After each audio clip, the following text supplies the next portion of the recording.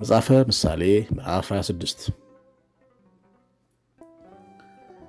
በረዶ በበጋ ዝናብን በመከር እንዳይገባ እንዲሁ ለሰነፍ ክብር አይገባውም። እንደሚተላለፍ ድንቢጥ ወዲያና ወዲህ እንደሚበር ጨረባ እንዲሁ ከንቱ እርግማን በማንም ላይ አይደርስም። አለንጋ ለፈረስ ልጓም ለአህያ በትረም ለሰነፍ ጀርባ ነው። አንተ ደግሞ እሱ እንዳትመስል ለሰነፍ እንደ ስንፍናው አትመልስለት። ለራሱ ጠቢብ የሆነ እንዳይመስለው ለሰነፍ እንደ ስንፍናው መልስለት። በሰነፍ ሁለተኛ እጅ ነገርን የሚልክ እግሮቹን ይቆርጣል፣ ግፍንም ይጠጣል። እንደሚንጠለጠሉ የአንካሳ እግሮች እንዲሁ ምሳሌ በሰነፎች አፍ ነው። ለሰነፍ ክብርን የሚሰጥ ድንጋይን በወንጭፍ እንደሚያስር ነው። እሾህ በስካር እጅ እንደሚሰካ እንዲሁ ምሳሌ በሰነፎች አፍ ነው። ዋና ሰራተኛ ሁሉን ነገር ይሰራል፣ ሰነፍን የሚቀጥር ግን መንገድ አላፊውን እንደሚቀጥር ነው።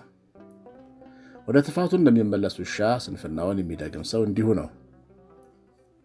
ለራሱ ጠቢብ የሆነ የሚመስለውን ሰው አየኸውን? ከእርሱ ይልቅ ለሰነፍ ተስፋ አለው።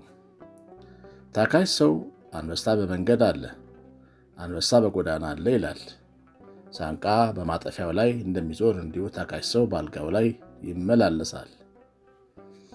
ታካች ሰው እጁን ወደ ወጭት ያጠልቃል፣ ወደ አፉም ይመልሳት ዘንድ ለእርሱ ድካም ነው።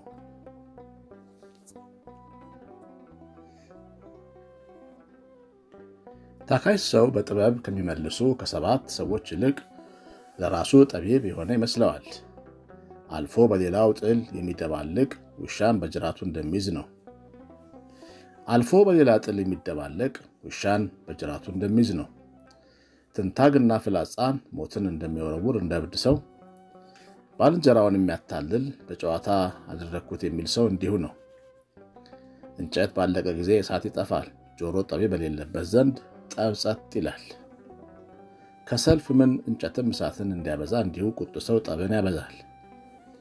የጆሮ ጠቢ ቃል እንደ ጣፋጭ መብል ነው፣ እርሱም እስከ ሆድ ጎጆች ድረስ ይወርዳል። ክፋት በልቡ ሳለ ፍቅርን የሚናገር ከንፈር በብር ዝገት እንደተለበጠ ሸክላ ዕቃ ነው። ጠላት በከንፈሩ ተስፋ ይሰጣል፣ በልቡ ግን ተንኮል ያኖራል። በልቡ 7 ርኩሰት አለበትና በቃሉ አሳምሮ ቢናገራት ትመነው። ጠላትነቱን በተንኮል የሚሸሽግ ክፋቱ በጉባኤ መካከል ይገለጣል።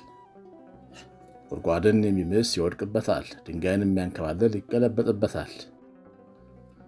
ሐሰተኛ ምላስ ያቆሰላቸውን ሰዎች ይጠላል፣ ልዝብ አፍም ጥፋትን ያመጣል።